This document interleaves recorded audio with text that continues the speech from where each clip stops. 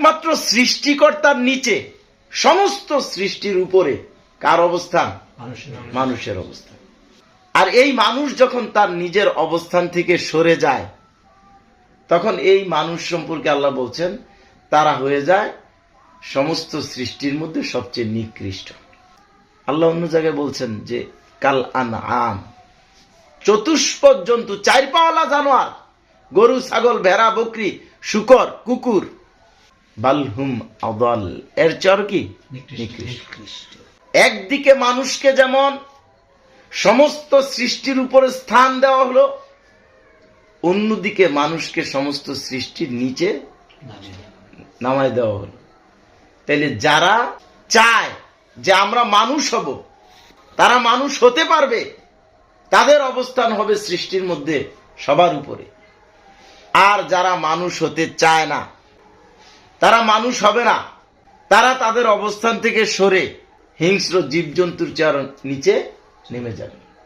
যদি মানুষ সত্যিকারের মানুষ হয়, তাহলে অবশ্যই মানুষের অবস্থান সবার উপরে থাকবে।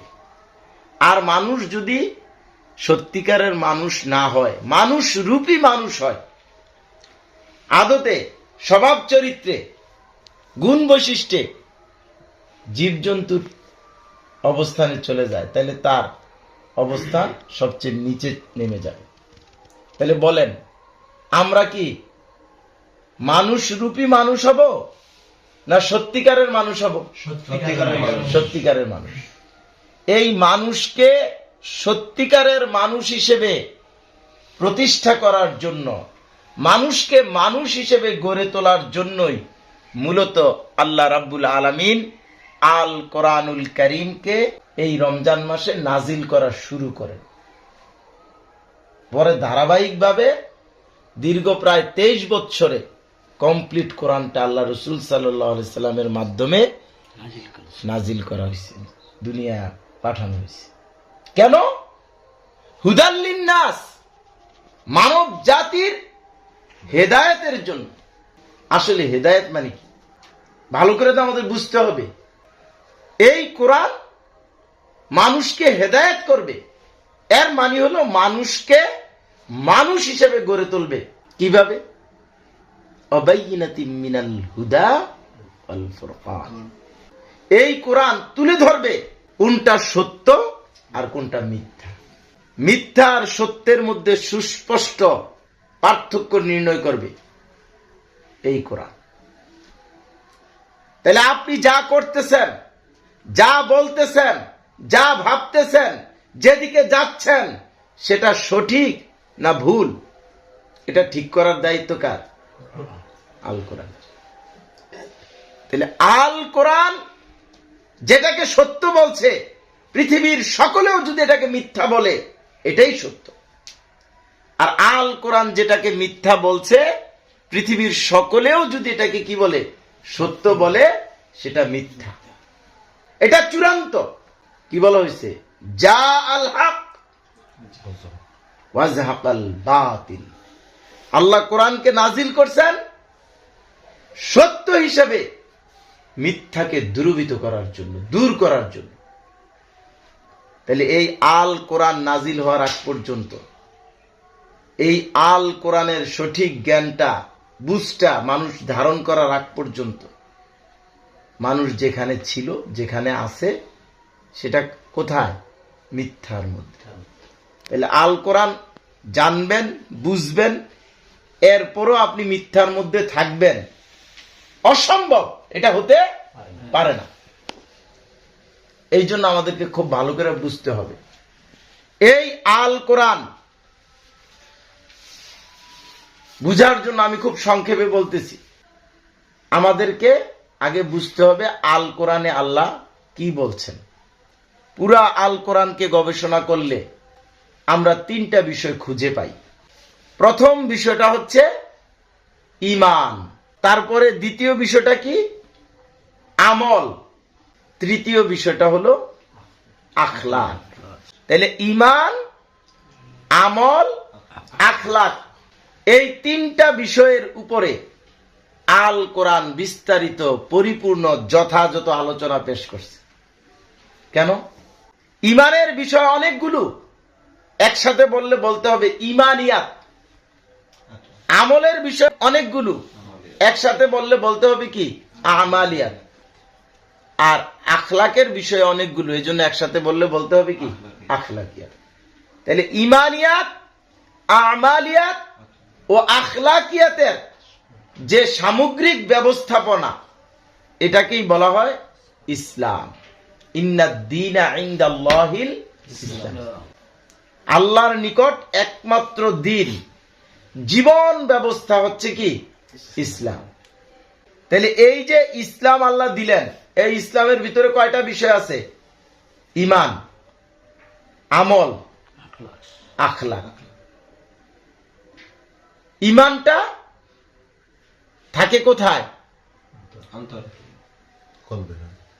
ঈমানের স্থান কোথায়?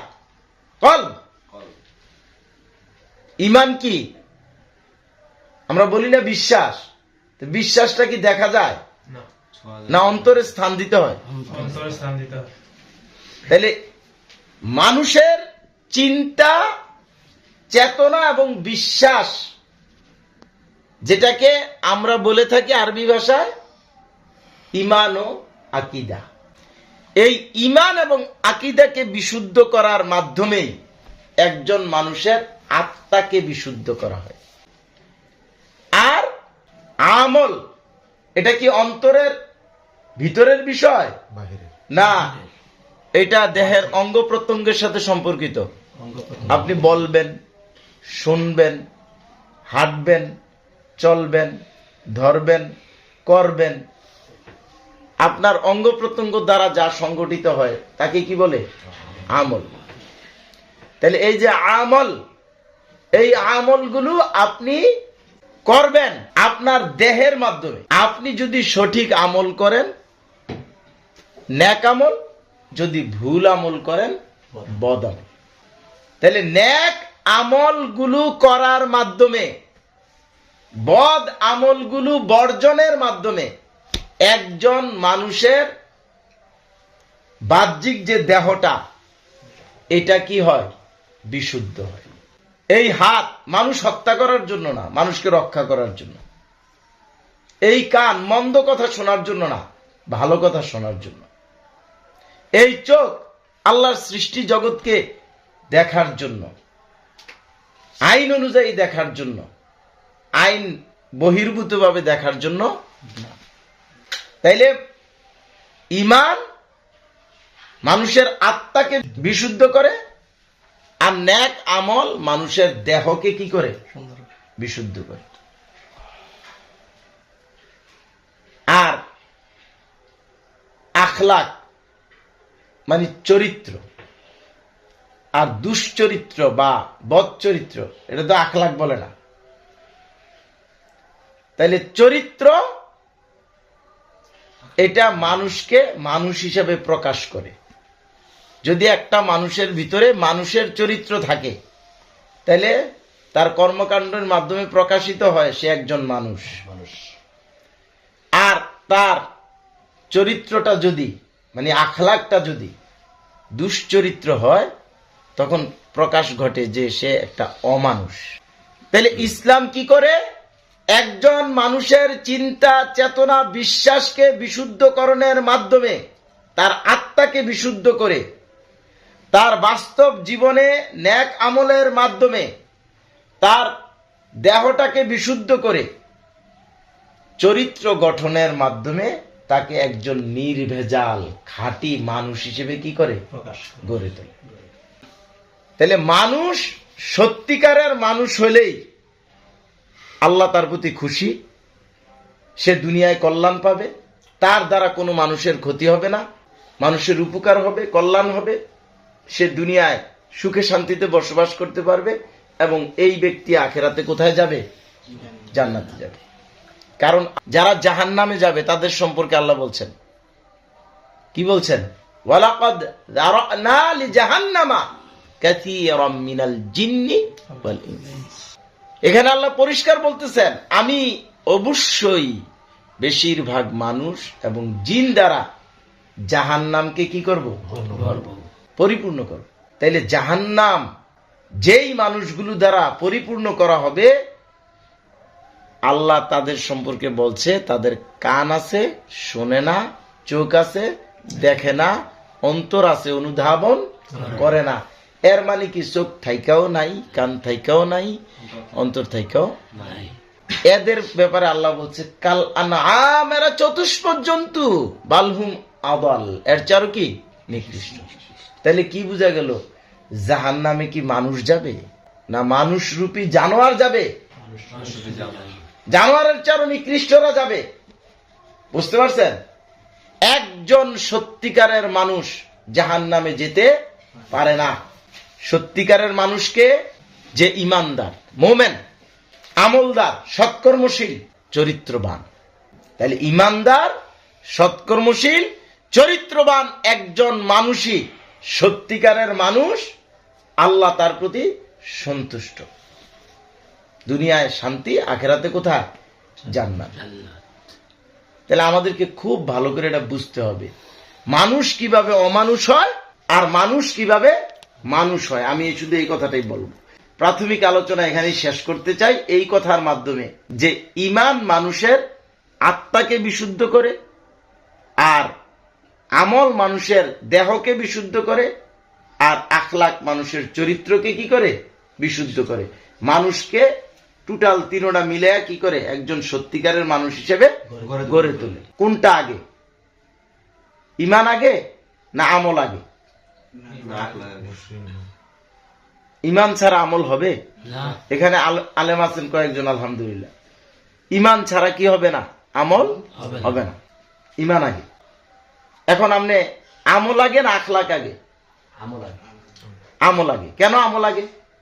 তাহলে আখলাকটা বুঝলে আপনি বুঝে নেবেন চরিত্রটা কি। যখন একজন লোক সব সময় সত্য কথা বলে, তাহলে সত্য কথা বলতে বলতে এখন তার একটা গুণ তৈরি হয়েছে, সত্যবাদী।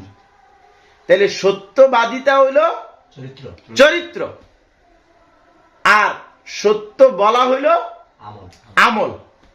তাহলে সত্য বলার আমলটা করার মাধ্যমেই সে সত্যবাদী হবে। ওজনে ঠিক দেওয়াটা হইল কি? আমল। আর ইনসাফগার, ন্যায়পরায়ণতা, এটা হইল কি? চরিত্র। আপনি ওজনে ঠিক দিবেন, তাইলে আপনি ইনসাফগার হবেন নাকি? আপনি আমল ছাড়া চরিত্র কখনো গঠন করতে পারবেন না। প্রত্যেকটা চরিত্র এক একটা আমলের কারণে কি হয়? তাহলে আমল আপনার চরিত্র গঠন করবে। আপনি আমল করবেন না, আপনার চরিত্র গঠন হবে না। কিন্তু আমল কি সেটা তো আপনাকে বুঝতে হবে। আমরা তো এখন আমলের নামে বহু অপ্রয়োজনীয় জিনিস, যেটাকে ইসলাম গুরুত্ব দেয় নাই, আমরা ফরজ বানায় বসে রয়েছি, অথচ ইসলাম এটাকে নফল হিসাবে সুযোগ দিছে, মুবাহ। আবার ইসলাম অনেক ফরজ বিষয় ঠিক করে দিছে, কিন্তু আমরা এগুলোকে নফল বানাই ফেলছি। প্রত্যেক মুমিনের জন্য জিহাদ করা ফরজ, ফরজ না ফরজে আইন। আপনি যেখানে থাকেন, যে অবস্থায় থাকেন, আপনি পঙ্গু, ঘরের ভিতরে বসে থেকে আপনাকে কি করতে হবে? জিহাদ করতে হবে। কিন্তু আমরা কি জিহাদ বুঝি? জিহাদ মানে মনে করি জিহাদের কথা বলতে মানে অস্ত্র লয়ে মনে হয় মাঠে নামতে বল। এইভাবে আমাদের অনেক বিধান আছে যেগুলো আমরা এখন জানি না, অপশনাল বানাই ফেলছি। করলে করবে, না করলে নাই। আমাদেরকে খুব ভালো করে উপলব্ধি করতে হবে, ঈমান ছাড়া আমল হবে না, আল্লাহ গ্রহণ করবেন না। আর আমল ছাড়া আপনি আখলাক গঠন করতে পারবেন না, চরিত্র গঠন করতে পারবেন না। তাহলে আপনার আমলটা যদি সহি হয়, যথাযথ হয়, নেক আমল হয়, আমলে সলেহ হয়, তাইলে আপনি চরিত্রবান হইতে পারবেন। কিন্তু আপনি সহি আমল করলেন, আমলে সলেই করলেন ধরলাম, কিন্তু আপনি শিরিকের মধ্যে আছেন, ঈমানের মধ্যে নাই। লাইন আশরাকতা লা ইয়াহবাতান্না আমালুকা ওয়া লা তাকুনান্না মিনাল খাসিরিন। লামে তাকিদ বা নুনে তাকিদ সকিলা দিয়ে আল্লাহ বলতেছেন, একদম খুব কঠিন ভাষায় আমরা বুঝবেন। কিছু কিছু ভাষা আছে না, আমি দৃঢ়ভাবে বলছি, কঠিন ভাবে বলছি, এরকম অনেক সময় একজন একটা কথা কয় না, তাহলে একটা কইলে তো সারে, আবার আরেকটা বলতেছে, আবার ভাষাগুলো খুব স্পিড দিয়ে বলতেছে, বুঝা যাইতেছে যে এটা খুব কঠিন বিষয়। আল্লাহ বলতেছে যদি তুমি শিরক করো তাহলে তোমার সমস্ত আমল ধ্বংস হয়ে যাবে, এখানে কোনো সন্দেহ নাই, থাকবে না। কেউ যদি মনে করে শিরিক করার পরও আমল থাকতে পারে, তার মতো অজ্ঞ লোক আর নাই। আর বুঝা শূন্য যদি কয়ে থাকে, তার মতো বেঈমান লোক আর নাই। কারণ আল্লাহ বলতেছে অবশ্যই তার সমস্ত আমল কি হয়ে যাবে, ধ্বংস হয়ে যাবে। তাহলে শিরিক যেখানে আছে সেখানে কি নাই, ঈমান নাই। আর শিরিক কোন ব্যক্তি করতে পারে না কুফরি করা ছাড়া। কি করা ছাড়া? কুফরি করা ছাড়া। কুফরি কাকে বলে? কুফরি মানে হলো অস্বীকার করা, অমান্য করা, বিদ্রোহ করা, গোপন করা, বাদ দেওয়া, গ্রহণ না করা, এটাকে কি বলে? কুফরি। কোন জিনিসটা? ঈমান। ঈমান গ্রহণ না করা কুফরি, ঈমানের বিরুদ্ধে যাওয়া কুফরি, ঈমানটা মেনে না নেওয়া এটা কুফরি, এটা অমান্য করা এটা কি? কুফরি। যেখানে ঈমান প্রকাশ করা দরকার সেখানে ঈমানকে গোপন করা এটা কি? কুফরি। বহু মাসলা বুঝানোর দরকার নাই। একজন ব্যক্তি ঈমান আনতে চায় না, ঈমান আনে না, মানে সে কুফরি করছে, ঈমান গ্রহণ করবে না। আমরা তো এখন মনে করি ঈমান কি? আমি সলিমুদ্দির ঘরে হয়েছি, কলিমুদ্দির ঘরে হয়েছি, আমি তো ঈমানদার মুসলিম হই। আমি তো ছোটকাল থেকে জন্মসূত্রে, পৈতৃক সূত্রে, মাতৃক সূত্রে আমি কি ঈমানদার মুসলিম হয়ে গেছি। আমি ছোটকালে মক্তবে গেছি, লা ইলাহা ইল্লাল্লাহ মুহাম্মদুর রাসূলুল্লাহ কালেমা পড়ছি, আমি তো ঈমানদার মুসলিম। একজন অবুঝ, নাবালক, জ্ঞানহীন ব্যক্তি ঈমান আনতে পারে না, ঈমান আনার যোগ্যতা তার হয় নাই। কারণ কি? অনেকে দলিল দেয় না বুঝা, কুল্লু মাউলুদিন ইউলাদু আলাল ফিতরা, প্রত্যেক শিশু ফিতরতের উপরে জন্মগ্রহণ করছে। হাদিস তো এটাই, ফিতরতের অর্থ করে বেরিয়েছে প্রত্যেক শিশু মুসলিম হয়ে জন্মগ্রহণ করে। আপনি একটা হাদিস দেখান যেখানে আল্লাহ রসুল সাল্লাল্লাহু আলাইহি সাল্লাম ইসলামকে ফিতরত হিসাবে পেশ করছে। আমরা নিজেদেরকে দুর্নীতি করার পরও খুব নীতিবান পরিচয় দিতে পারবো, ভাবতে পারবো, কিন্তু কাজটা কি? দুর্নীতি। তাহলে দুর্নীতি যে করে সে তো নীতিবান না। জন্মসূত্রে মুসলিম হওয়ার কোনো সুযোগ নাই। যারা জন্মসূত্রে মুসলিম হওয়ার লাইসেন্স দিতে চায় তারা এই হাদিসটাকে, ফিতরতটাকে ইসলাম হিসাবে প্রকাশ করতেছে। বুঝতে পারছেন কথাটা? ফিতরতটা কি? ফিতরত মানে হলো স্বভাব, মানে স্বাভাবিক ভাবে আগুনের কাজ উপরের দিকে যাওয়া, জ্বালায় পরে সারখার করে দেওয়া, অন্ধকার দূর করে আলো করে দেওয়া, এই কাজগুলো কার স্বভাব? আগুনের স্বভাব। পানির স্বভাবটা কি? নিচের দিকে নামা, শুকনা জিনিসটাকে ভিজায় দেওয়া, ডুবাইয়া দেওয়া, তৃষ্ণা নিবারণ করে দেওয়া, এই স্বভাবগুলো কার? পানি। একটা সৃষ্টি হবে না মালিকের ইচ্ছার বাহিরে, হবে? তাহলে আপনি নারী হবেন না পুরুষ হবেন? আপনি ধনীর গর্ভে আসবেন না গরিবের গর্ভে আসবেন? আপনি কোন পরিবারে আসবেন, কোন বংশে আসবেন, কোন রক্তের উপরে আসবেন, আপনি কি পরিমাণ সম্পদের অধিকারী হবেন, কি পরিমাণ সুন্দর হবেন, কি পরিমাণ মেধা সম্পূর্ণ হবেন, এখানে কি আপনার কোনো ইচ্ছা আছে? তাহলে এখানে পৃথিবীর সকল মানুষ কার ইচ্ছার কাছে বন্দী? তাহলে মানুষ স্বাভাবিকভাবেই আল্লাহর ইচ্ছার কাছে বন্দী, মানে বাধ্যগত গোলাম। এটা হলো ফিতরত। এটা কি? আপনি আল্লাহর নিয়ম অনুযায়ী, আল্লাহর চাওয়া অনুযায়ী, আল্লাহর বিধান অনুযায়ী আপনি মায়ের গর্ভ থেকে পৃথিবীতে আসছেন। এটা হলো প্রত্যেকটা শিশু, কুল্লু মাউলুদিন ইউলাদু আলাল ফিতরা, ফিতরতের উপরে কি করছে? জন্মগ্রহণ করছে। আশা করি এটার কেউ ভুল ব্যাখ্যা করবেন না। প্রত্যেকটা শিশু জন্মসূত্রে ফিতরতের উপরে আছে। একটা শিশু মুসলিম না, মুসলিম হওয়ার প্রশ্নই আসে না।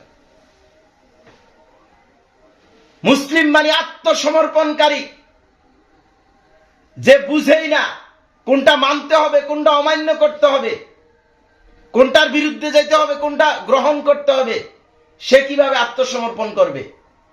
আত্মসমর্পণ করে সে যে বুঝে যে আমি দুর্বল, তার কাছে আত্মসমর্পণ করে যে বুঝে যে উনি সবল, ওনার বিরুদ্ধে গেলে কি আছে? বিপদ আছে। তাহলে একটা শিশু আল্লাহ শিক্ষা দিলেন না, স্বর্ণের টুকরা আগুনের টুকরা, কোনটা সামনে? কি আমরা গল্প তো বলি, কিন্তু শিক্ষা গ্রহণ করি কিনা? তাইলে একটা 5-7 বছরের শিশুও যদি আগুনটা মুখে দিয়া পেলে, সাপটা ধরে পেলে, তাহলে সে কি এখানে বুঝতেছে এটা বিপদ না লাভ না ক্ষতি? তাহলে এই জন্য ইসলাম গ্রহণের জন্য প্রথম শর্ত হইল আকলমন্দ হতে হবে, তাকে জ্ঞান গ্রহণের মতো, বুঝার মতো তার উপযুক্ততা অর্জন করতে হবে। ইসলাম যেটাকে একটা মানদণ্ড হিসাবে ঠিক করছে, যুবক এবং যুবতী এর আগ পর্যন্ত কেউ যদি মৃত্যুবরণ করে, সে যে পরিবারেরই হোক, তাকে আপনি জাহান্নামীও বলতে পারবেন না, জান্নাতীও বলতে পারবেন না, সেই অধিকার আপনার নাই। কারণ এখন তার ব্যাপারে কি ডিসিশন হবে এটা নিয়ে আপনার মাথা খারাপ করার কোনো দরকার নাই। তার ব্যাপারে ডিসিশন যা হওয়ার আল্লাহর পক্ষ থেকে হবে। কিন্তু একজন ব্যক্তি আকলমন্দ হয়েছে, ভালো মন্দ বুঝার মতো যোগ্যতা হয়েছে, যুবক যুবতী হয়েছে, এমত অবস্থায় সে যদি সত্য গ্রহণ করে, ঈমান গ্রহণ করে, তাহলে সে হবে মুমিন, মুসলিম। আর যদি সে ঈমান গ্রহণ না করে, সে কাফের। এবং ঈমান গ্রহণ না করে সে যেটা গ্রহণ করে শিরিক, সে হয়ে যায় কুফর এবং শিরিককারী, বেঈমান, মানে ঈমান বাদ দেওয়া লোক, সে মুসলিম না, অর্থাৎ সে অমুসলিম।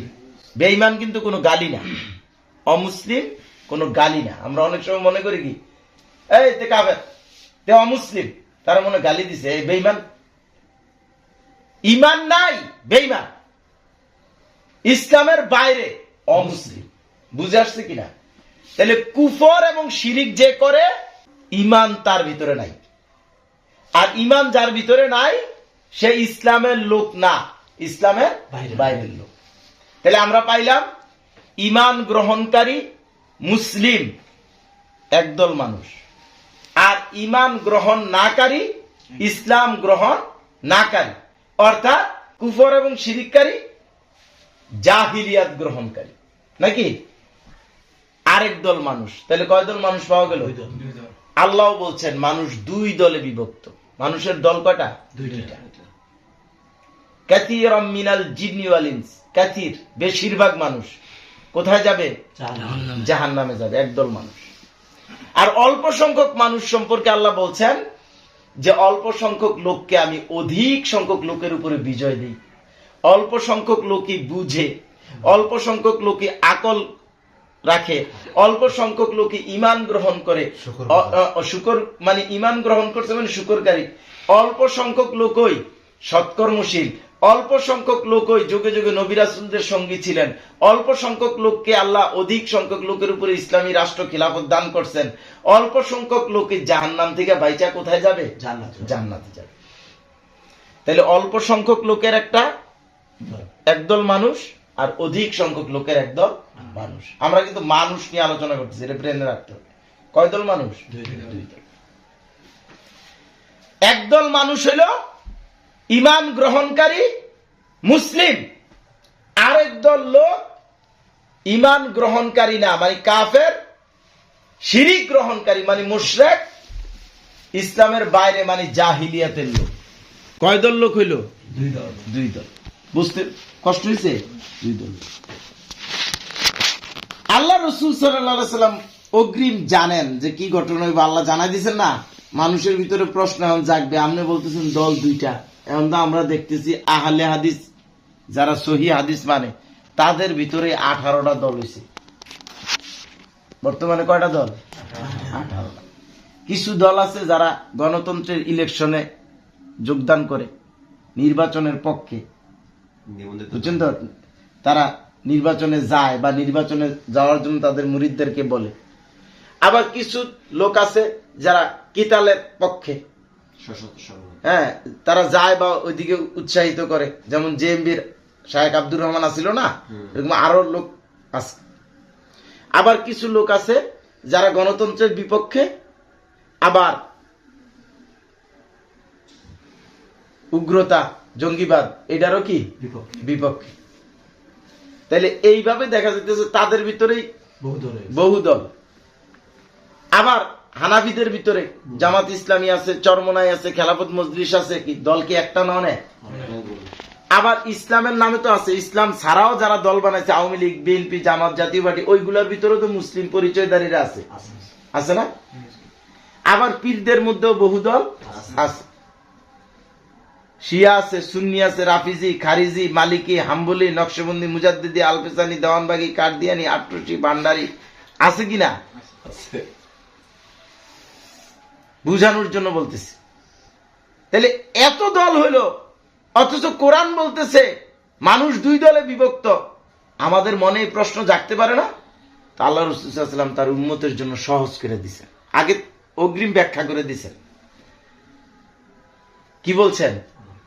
যে বনি ইয়াহুদিরা ছিল আপনার না, প্রথমে ইয়াহুদিরা তারা ছিল 71 কাতার। কত কাতার? 1 কাতার সফল কাম জান্নাতি, আর 70 কাতার কি জাহান্নামী। এরপরে বনি ইসরাইল, ঈসা আলাইহিস সালামের যারা উম্মত, তারা আবার ছিল কয় কাতার? 72 কাতার। 1 কাতার সফল কাম জান্নাতি, 72 কাতার কি জাহান্নামী, 71 কাতার জাহান্নামী। আর আমি মুহাম্মদ সাল্লাল্লাহু আলাইহি সাল্লামের উম্মত হবে 73 ফেরকা বা 73 কাতার। এর মধ্যে 1 ফেরকা সহি, তারা জান্নাতে যাবে, তারা সফল কাম, আর বাকি 72 ফেরকা কি জাহান্নামী। তিনটা ইতিহাস, মানে 3টা প্রেক্ষাপটে একটা জায়গায় মিল আছে, 1 ফেরকা সব জায়গায় জান্নাতি, আর এক জায়গায় 70, এক জায়গায় 71, আর এক জায়গায় কি 72 ফেরকা, তারা সবাই জাহান্নামী। তাহলে জাহান্নামী 1 ভাগ আর জান্নাতি 1 ভাগ। প্রকৃতপক্ষে 2টাই ভাগ, 2টাই দল, জান্নাতীদের দল, জাহান্নামীদের দল। কিন্তু জাহান্নামীদের ভিতরে 70, 71, 72, এটার অর্থ বুঝেন নাই? দল একটা, কিন্তু ফেরকা কয়টা? 72। তাইলে আসলে আমাদের খুব ভালো করে বুঝতে হবে, যারা ঈমান গ্রহণ করবে তারা 1 দল, 1 ফেরকা। আল্লাহ বলছেন সিবগাতাল্লাহ ওয়া মান আহসানু মিনাল্লাহি সিবগা ওয়া নাহনু লাহু আবিদুন। পরিষ্কার, আল্লাহ যেই রঙে তোমাদেরকে রাঙাতে চান, যেইভাবে আল্লাহ তোমাদেরকে খাঁটি মানুষ হিসেবে গড়ে তুলতে চান, তোমরা সেভাবেই গড়ে উঠবে। আর ঈমানদাররা, তাদের নিজস্ব কোনো চাওয়া নাই, পৃথিবীর কারো চাওয়া তারা নেয় নাই, তারা একমাত্র কার চাওয়া নিছে? আল্লাহর চাওয়া। যেহেতু তাদের মালিক একজন, এক মালিকের এক চাওয়ায় তারা নিজেদেরকে তৈরি করেন, এই জন্য তারা দলও একটা, ফেরকাও একটা, তাদের একই সিস্টেম, একই পদ্ধতি। বুঝতে পারছেন কিনা? কিন্তু যারা ঈমান গ্রহণ করে নাই, কুফরি করছে, শিরক করছে, তারাই তো জাহান্নামী। এই জাহান্নামীরা কেন এত ফেরকায় বিভক্ত হয়? কারণ তারা যখন একমাত্র আল্লাহকে রব মেনে ঈমান গ্রহণ না করে, তখন কেউ নিজে রব হয়, কেউ বাবাকে রব মানে, কেউ আঙ্কেলকে রব মানে, কেউ বউকে রব মানে। বুঝতে পারছেন কিনা? কেউ পুরুষকে, কেউ নারীকে, কেউ মুসলিমকে, কেউ অমুসলিমকে, কেউ হুজুরকে, কেউ পীর সাহেবকে। মানে তাদের রবের আর কোনো কি নাই, অভাব নাই। আল্লাহ কোরআনেও বলছেন তারা তাদের পীর পুরোহিতদেরকে, তারা তাদের শায়েখদেরকে, মুরব্বীদেরকে কি করে? ইত্তাখাযু আহবারাহুম ওয়া রুহবানাহুম আরবাবাম মিন দুনিল্লাহ। রবের বহুবচন কি? আরবাব। তাহলে রব বহু হওয়ার কারণে বিধানও বহু, নেতাও বহু, তাদের ফেরকাও কি বহু। যদিও তারা আলাদা আলাদা, কিন্তু সবাই বেঈমান। এই জায়গায় সবাই কি? এক। সবাই কাফের, সবাই মুশরিক। বুঝাইতে পারছি কিনা? তাহলে আমাদেরকে আজকে বুঝতে হবে, আপনি উমুক ফেরকা তুমুক ফেরকা কয়টা খুঁজবেন? আপনি যদি সত্যিকারের ডাক্তার হন, তাহলে রুগী যা আসবে, কে কোন বংশের রুগী, কে কোন কালারের, কার কোন সমস্যা, এতগুলো পয়েন্ট না ধরে আপনি একটা পয়েন্ট ধরেন, কে জীবিত আর কে মৃত। জীবিত হইলে তাকে ভর্তি করো, ট্রিটমেন্ট দাও, সে কে কেমন কি আসবে এগুলো পরে, তার চিকিৎসা চলবে, তার সুস্থতার সম্ভাবনা আছে। আর যার আত্মা নাই, মৃত, সে যদি তোমার পরিবারের লোক হয়, সে যদি কোনো তারকা ব্যক্তিও হয়, তারপরও তার চিকিৎসা নাই। অতএব তার পিছনে 1 সেকেন্ড সময় দেওয়ার কোনো দরকার নাই। তাহলে আমাদেরকে খুব ভালো করে বুঝতে হবে, আপনি উমুক ফেরকা তুমুক ফেরকা, একদল আলেম আছে যার এটা কাজ হই না, হ্যাঁ এই কাজ লইয়া ফিরে গেছে, মালিকের কাজ সে করা শুরু করে দিছে। আপনি ভালো করে বুঝেন, ফেরকা আপনার এত খোঁজার দরকার নেই। যত ফেরকা আছে সব ফেরকা বেঈমান, বেঈমানদের ফেরকা। ইমানদারের ভিতরে আর কোনো ফেরকা থাকবে না। ইমানদারের ভিতরে কয়টা ফেরকা হবে? একটা। তাহলে আপনি খুঁজেন তার ইমান আছে কি নাই।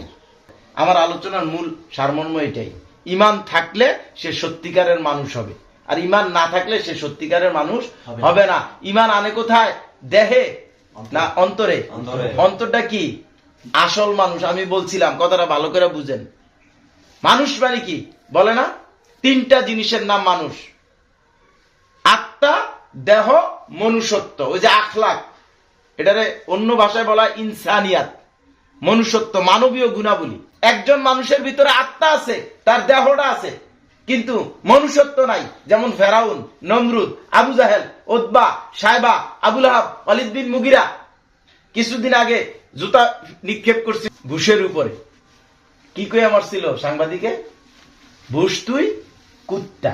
তাহলে সে কি মানুষের উপরে মারছিল না কুত্তার উপরে মারছিল? তাহলে কি বুশের কি লেজ গজাইছে? তাহলে কি কেন সে কি হয়েছে? মনুষ্যত্ব নাই। কথাটা বুঝতে পারছেন? তাহলে একজন মানুষ দেখতে পরিপূর্ণ মানুষের মতো হওয়ার পরও মানবীয় গুণাবলী, ইনসানিয়াত, মনুষ্যত্ব তার ভিতরে না থাকার কারণে, মানুষের আখলাকটা তার ভিতরে না থাকার কারণে সে মানুষ রূপী জানোয়ারে পরিণত হয়ে গেছে। এই মানুষ রূপী মানুষ, সত্যিকারের মানুষ হইতে হইলে আপনাকে সৎকর্ম করতে হবে। আর এই সৎকর্মটা যখন আপনার আল্লাহর কাছে গ্রহণযোগ্য হবে, তখনই তো আপনি সৎকর্মশীল হয়ে আপনি চরিত্রবান হবেন। আর গ্রহণ না হইলে কি আপনি চরিত্রবান হইতে পারবেন? পারবেন না। যেমন দান করতে করতে দানশীল হয়, পরে কইতে এটা জানোয়ার। দান করলে না দানশীল হয়, দানশীল হইলে না মানুষ হইলো, তাহলে সে অমানুষ হইলো কেন? কারণ তার এই দানটা আল্লাহ গ্রহণ করেন নাই। কথা বুঝতে পারছেন? গ্রহণ করলে না এটা রেজাল্ট আসতো, গ্রহণ না হইলে কি সে চরিত্রবান হবে? তাহলে শিরিক করলে তার আমলটা গ্রহণ হবে না। ইমানদার হইলে আমল কি হবে? গ্রহণ হবে। আত্মা বিশুদ্ধ হইলে দেহ বিশুদ্ধ হবে, দেহ বিশুদ্ধ হইলে কি হবে? চরিত্র গঠন হবে, মানুষ মানুষ হবে। এখন আমাদেরকে বুঝতে হবে যে একজন মানুষের আত্মাটা চলে গেছে, এখন তার দেহটা আছে না, এই দেহটারে কি কেউ মানুষ বলে? কি বলে? Dead body. গায়ে হ্যাঁ উমুকে তো নাই, চোখের সামনে বইরে রয়েছে, এরপরও কই উমুকে নাই। তাইলে উমুকে কি দেহটা? না, এই দেহটার এতদিন যেটা চালাইছে এটা উমুক। তাহলে বলেন দেহটা আসল না আত্মাটা আসল? বুঝতে পারছেন কিনা? তাহলে মানুষ কি দেহের নাম না আত্মার নাম? আমরা এটা অনেক সময় বুঝি না। ওই আত্মাটাই আসল মানুষ। এই জন্য সর্বপ্রথম আত্মার ট্রিটমেন্ট করতে হয়। সমস্ত নবী রাসূল আইসা জাতির মানুষের আত্মার ট্রিটমেন্ট আগে করছেন। কিন্তু আত্মার ট্রিটমেন্ট আমরা এখন বলি কি, ডাইন দিক থেকে উঠাইতে বাম দিকে লা ইলাহা ইল্লাল্লাহ।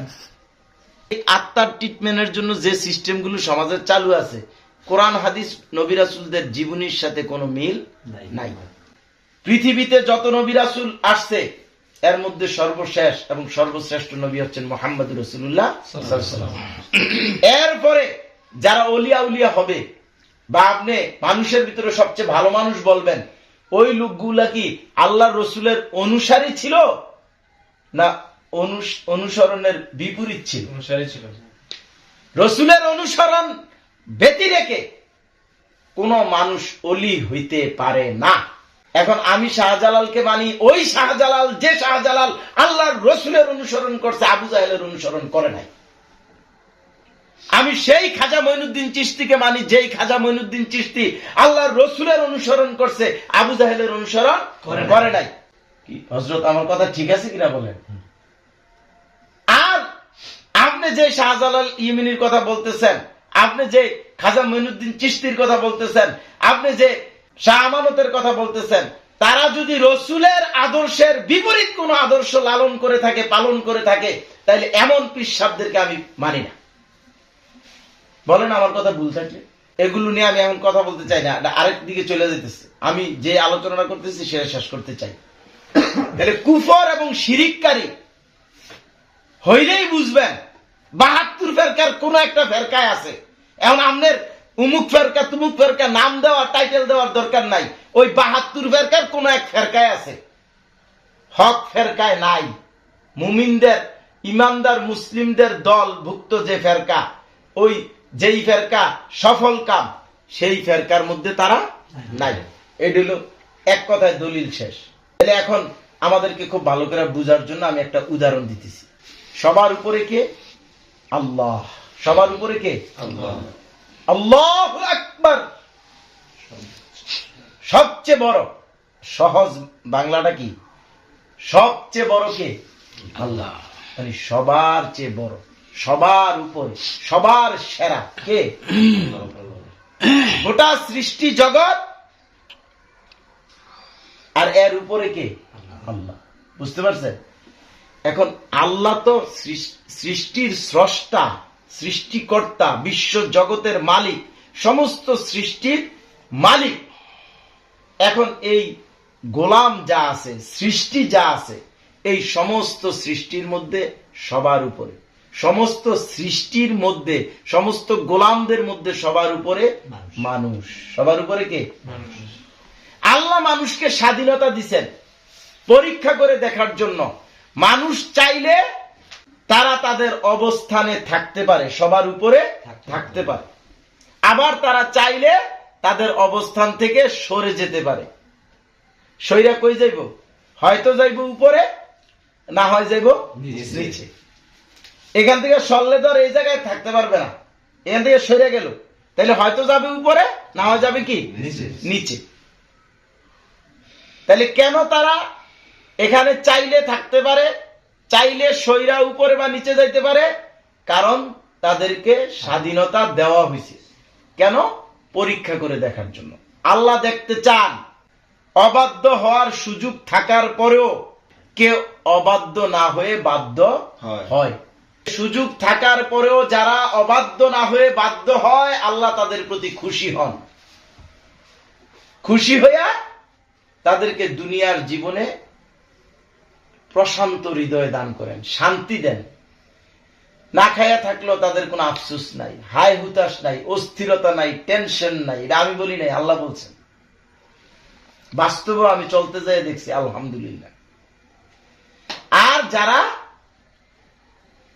সুযোগ পাইয়া মনে করলো যে হায়াতের মালিক, মৌতের মালিক, রিজিকের মালিক, কঠিন বিপদে বললে আল্লাহকেই তো মানি, কারণ ওই জায়গায় চাইলো আল্লাহরে বাদ দিতে পারি না, বাধ্যগত জীবনে আল্লাহকেই মানি।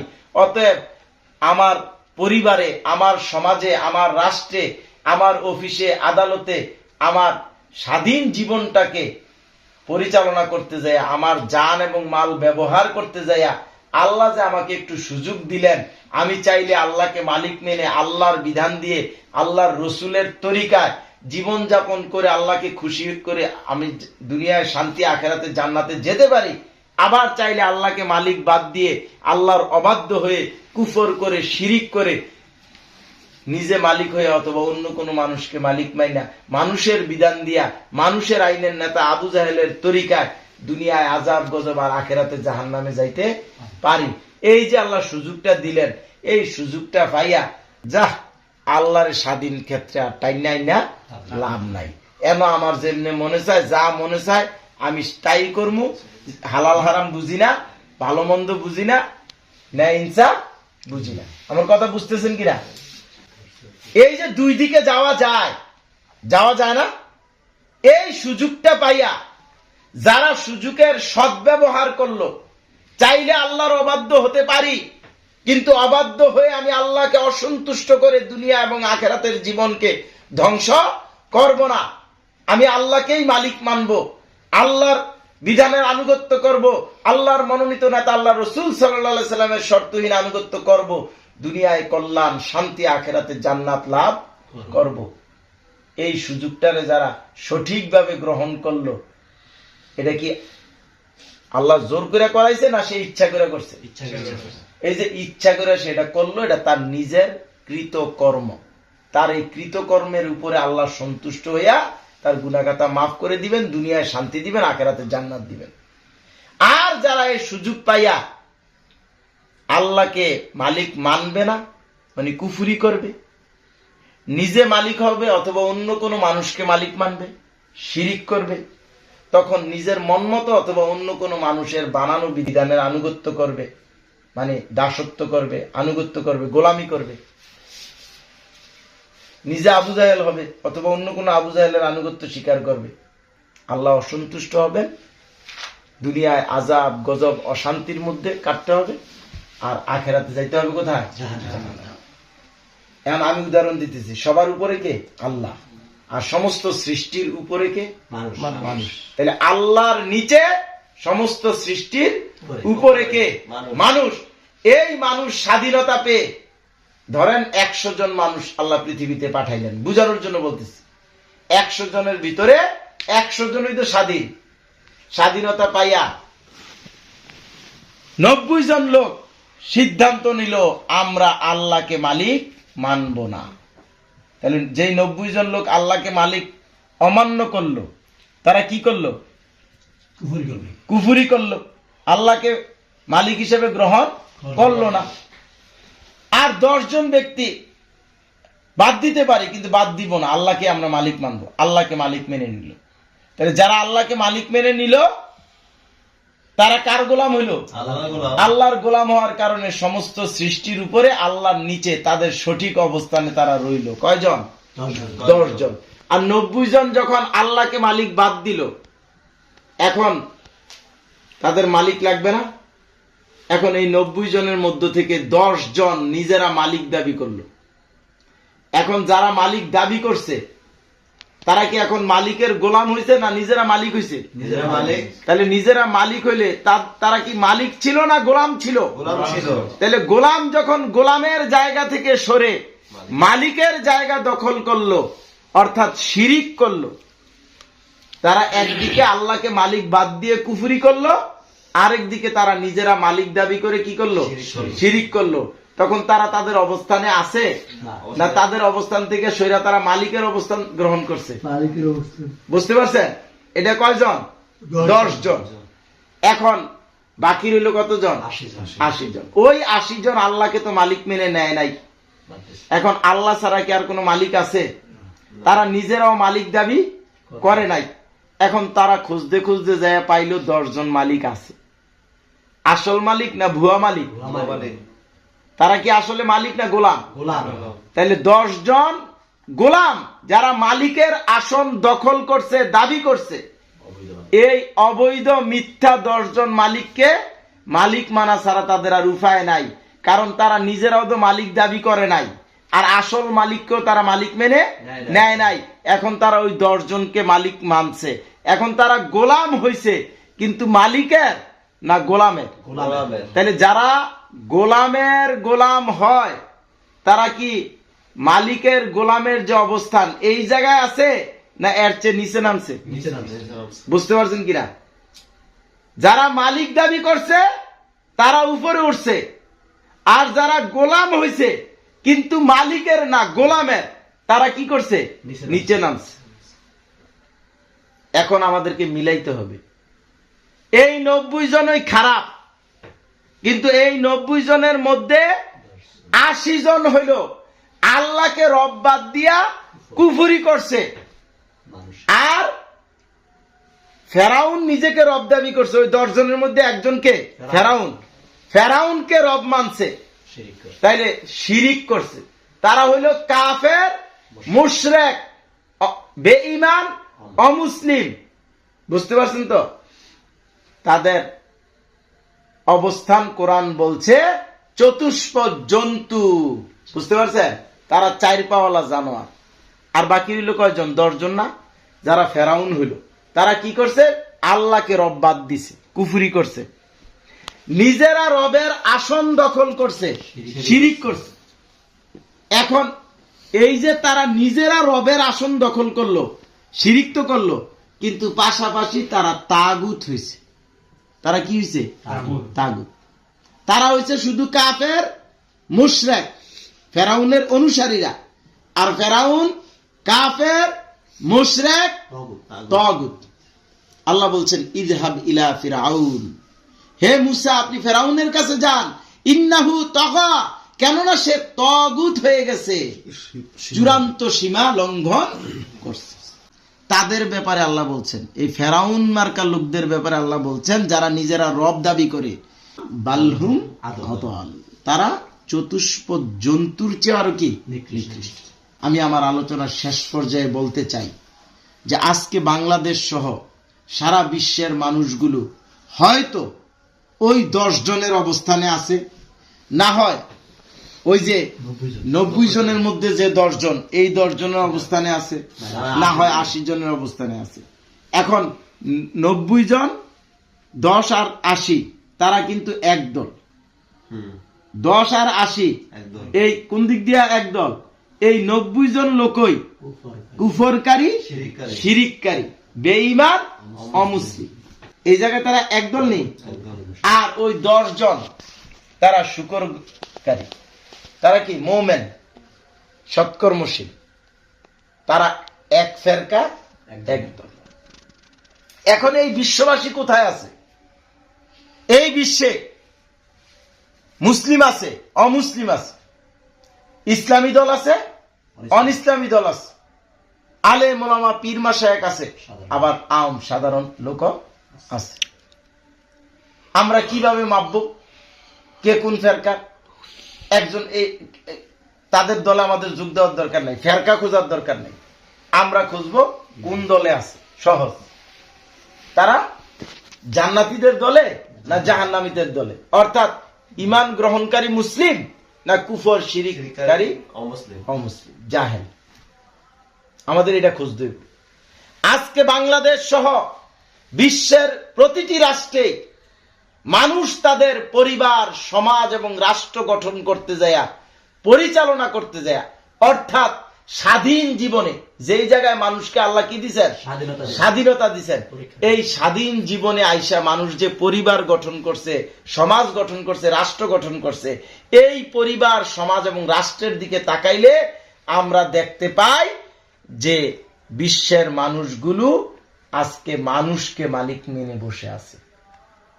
মানুষ মানুষের বানানো আইন বিধানগুলোকে কি করতেছে? পালন করতেছে। মানুষ মানুষের আইন দিয়ে যারা নেতৃত্ব দেয়, মেম্বার, চেয়ারম্যান, এমপি, মন্ত্রী, কোন আইন দিয়ে নেতৃত্ব দেয়? আল্লাহর না মানুষের? তো মানুষের আইন দিয়ে কি আল্লাহর রসুল নেতৃত্ব দিচ্ছেন? আবু জাহেল। তাহলে আবু জাহেলদের নেতৃত্ব আজকে সারা বিশ্বে কি আছে? প্রতিষ্ঠিত আছে। আমাদের বাংলাদেশে 55 বছর চলতেছে নাকি? এই 55 বছর যাবৎ বহু সরকার পরিবর্তন হয়েছে। যত সরকারই আসুক, একজনও হিন্দু, বৌদ্ধ, ইহুদি, খ্রিস্টান থেকে আসে নাই। বাংলাদেশের সমস্ত সরকারের নামগুলোর দিকে তাকাইলে কি দেখা যায়? মুসলিম পরিচয় দিছে না তারা? তাহলে এই মুসলিম পরিচয় দেওয়ার পরও এই 55 বছর যাবত আমাদের দেশে কি আল কোরআন সংবিধান দিয়ে সমাজ রাষ্ট্র চলছে, না গণতন্ত্রের ভিত্তিতে রচিত গণপ্রজাতন্ত্রী বাংলাদেশের সংবিধান দিয়ে চলছে? তাহলে গণতন্ত্রের ভিত্তিতে রচিত যে সংবিধান বলতেছে সমাজ এবং রাষ্ট্রে ক্ষমতার মালিক জনগণ, জনগণের ভোটে নির্বাচিত যারা হবে তা এমপি, তারা হইল পার্লামেন্ট সদস্য, আইন প্রণেতা। জনগণ হইল মালিক, ক্ষমতার মালিক, এমপিরা হইল আইন দেওয়ার মালিক, আইনদাতা। এখন আইন দিলেই তো রাষ্ট্র চলবে না, রাষ্ট্র চালাইতে হবে। রাষ্ট্র চালানোর জন্য মন্ত্রী পরিষদ, তারা হইল কি শাসনকর্তা। তাহলে আমাদের দেশে মালিক আছে কিনা? মালিক কি আল্লাহ না জনগণ? জনগণ। সংবিধান আইন বিধান আছে কিনা? মানুষ আইন বিধান পালন করে কিনা? কোরআনের আইন না মানুষের বানানো আইন? মানুষের বানানো আইন পালন করতেছে। এখন নেতা আছে, তো নেতা কি আল্লাহর আইনের না মানুষের আইনের? তাহলে মানুষের আইনের নেতা কি রসুল না আবু জাহেল? তাহলে এখানে রসুলের নেতৃত্ব নাই, আবু জাহেলের নেতৃত্ব আছে। এখন যদি এই দেশের জনগণ এটা না মানত, তাহলে কি এই সরকারগুলো রাষ্ট্র চালাইতে পারত? তাহলে বোঝা গেল তারা মানছে। কি বলেন? মানছে কিভাবে? ভোটটা যে দেয়, এই ভোটটা দিয়েই তারা নেতা নির্বাচন করে। তারা বইলা দিছে আমি যারে ভোট দিছি হ্যাঁ পাশ করলো, আমি হ্যাঁ সরকার মানবো। যারে ভোট দেই নাই সে পাশ করলো, আমি তারে কি মানবো? সরকার মানবো। যারা ভোটে দাঁড়াইছে তারাও কমিটমেন্ট করছে আমি একজন প্রার্থী, আরো প্রার্থী আছে, যে প্রার্থীরে জনগণ চায় তারে আমি কি করবো? মানবো। যে পাশ করবো আমি তো তারই মানবো। সবাই এই কমিটমেন্ট করছে কিনা? দেশের জনগণও করছে, প্রার্থীরাও। এই দেশের সরকার বলেন আর দেশের জনগণ বলেন, তারা সকলেই রাষ্ট্রের যে সংবিধান, এই সংবিধানের মাধ্যমে তারা প্রমাণ দিতেছে তারা সমাজ এবং রাষ্ট্রে ক্ষমতার মালিক, আইন বিধানদাতা, শাসনকর্তা, মানুষকে মেনে নিছে। অর্থাৎ সমাজ এবং রাষ্ট্রের ক্ষেত্রে স্বাধীন জীবনে তারা আল্লাহকে ক্ষমতা, আইন বিধান, কর্তৃত্বের মালিক অর্থাৎ রব মেনে নেয় নাই। তাহলে আল্লাহকে রব অমান্য করলে, মেনে না নিলে, সূরা মুলকের 6 নম্বর আয়াত আল্লাহ বলতেছেন ওয়ালিল্লাযিনা কাফারু বিরাব্বিহিম আযাবু জাহান্নাম, যারা আল্লাহকে রব মানবে না তাদের জন্য রয়েছে জাহান্নামের আযাব, অবিসাল মাসির, আর তা অত্যন্ত মন্দ ঠিকানা। জাহান্নাম কোনো ভালো জায়গা না। তাহলে এখান থেকে কি বোঝা গেল? আওয়ামী লীগের লোকেরা, বিএনপির লোকেরা, জাতীয় পার্টির লোকেরা, জাসদ, বাসদ, গণ অধিকার, এনসিপি, তারা মরবে আর জাহান্নামে যাবে। ও তাহলে ইসলামী দলগুলো তো বলবে আমাদের নাম তো বলে নাই, বলবে না? এই যেই দলগুলোর নাম বললাম, তারা যেমন নির্বাচনে অংশগ্রহণ কইরা লিখিতভাবে একবার, দলগতভাবে দলীয় নিবন্ধনের মাধ্যমে সিগনেচার কইরা কিছু কমিটমেন্ট করছে, ব্যক্তিগতভাবে নমিনেশন পেপারে সিগনেচার করে কিছু কমিটমেন্ট করছে, আবার নির্বাচিত হওয়ার পরে সংবিধানের উপরে হাত রেখে মৌখিকভাবে আবার কমিটমেন্ট করবে এই সংবিধান মানিয়া চলিব, সংরক্ষণ করিব, হেফাজত করিব, এই সংবিধান বিরোধী কোনো কাজ করিব না, কোনো কাজ হইতে দিব না। ঠিক একই কমিটমেন্ট লিখিত এবং মৌখিকভাবে জামাত ইসলামী করে নাই? চরমনাই মানে ইসলামী আন্দোলন, খেলাফত মজলিস সব করছে, খেলাফত আন্দোলন সবগুলাই, গণতন্ত্রের যত দল আছে। বুঝতে পারছেন কিনা? তাইলে গণতন্ত্রের ইলেকশনে যারা যোগদান করছে তারা সবাই গণতন্ত্রকে মেনে নিয়ে গণতান্ত্রিক সংবিধানের আনুগত্য স্বীকার করে গণতন্ত্রের ভিত্তিতে যে সরকার, এই সরকারের আনুগত্যের অধীনে থেকেই তারা কি করছে? নির্বাচনে অংশগ্রহণ করছে। অতএব তারা কমিটমেন্ট করে, শপথ বাক্য পাঠ করে মানুষকে ক্ষমতা, আইন বিধান, কর্তৃত্বের মালিক মানছে, মানুষের মন গড়া আইন বিধানের আনুগত্য স্বীকার করছে, মানুষের আইনের সরকার আবু জাহেলের আনুগত্য স্বীকার করছে। যারা মানুষকে ক্ষমতা, আইন বিধান, কর্তৃত্বের মালিক মানছে, আপনারা বলেন তারা কি আল্লাহকে ক্ষমতা, আইন বিধান, কর্তৃত্বের মালিক মানছে না অমান্য করছে?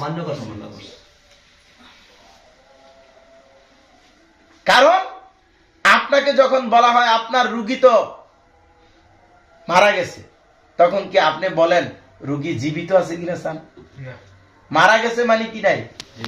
জীবন নাই। তাইলে যে মানুষকে ক্ষমতায়ন বিধান কর্তৃত্বের মালিক মানছে, সে আল্লাহকে ক্ষমতায়ন বিধান কর্তৃত্বের মালিক কি করছে? অমান্য করছে, বাদ দিছে, কুফরি করছে।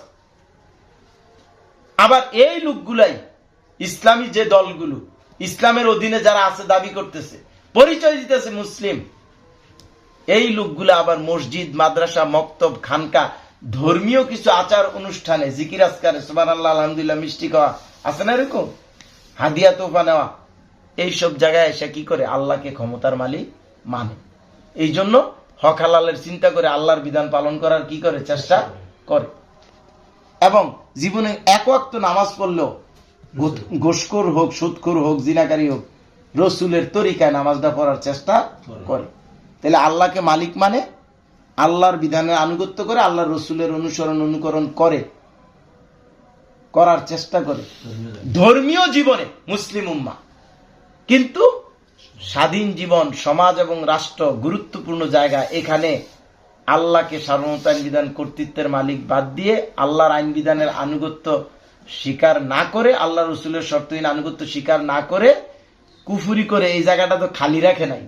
এখানে মানুষকে ক্ষমতা আইন বিধান কর্তৃত্বের মালিক মানছে, এখানে মানুষের বানানো আইন বিধান, আল কোরআনের বিপরীত আইন বিধানগুলোর আনুগত্য স্বীকার করছে। আর আল্লাহর আইনের সরকারে দু আলম মুহাম্মদুর রাসূলুল্লাহ সাল্লাল্লাহু আলাইহি ওয়াসাল্লামের শর্তহীন আনুগত্য বাদ দিয়ে মানুষের আইন দিয়া যখন যে নির্বাচিত হয়, কোন কথা ছাড়া এই জাতির আলেম ওলামা পীর মাশায়েখ সবাই তাদেরকে সরকার মাইনা কি করতেছে? চলতেছে।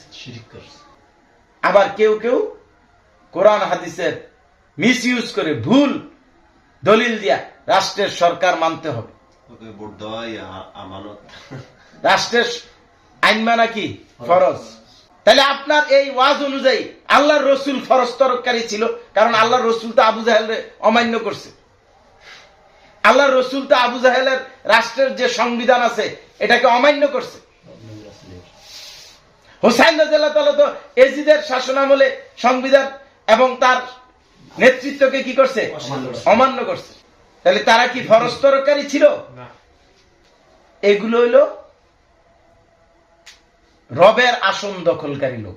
কথা বুঝতে পারছেন? এই জন্য তারা কোরআনকে, সহিহ হাদিসগুলোকে মিসইউজ করতেছে। এজিদ যেমন করছিল, যেই হাদিসটা তার নিজের উপরে ফিট হয়, তার নিজের মৃত্যুদণ্ড হয়, সেই হাদিস নিয়ে ফিট করে দেয় কার উপরে? হুসাইন রাদিয়াল্লাহু তাআলা।